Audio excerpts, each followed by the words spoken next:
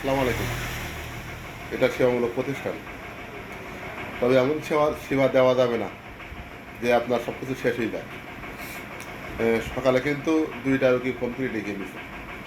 ২টা রোগী বাকি। তারপর আরও ২-৩ জন ওষুধ দিতে চাইছে, তারাও কিন্তু বাকি। বলেন কীভাবে চলবো? এই যে ওষুধগুলো বাকি যাচ্ছে, এগুলোতে যাচ্ছে এই যে খাতা।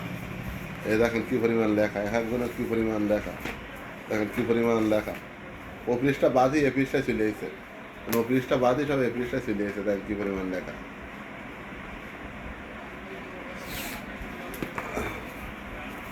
কি পরিমাণ লেখা অধিকাংশ জায়গায়।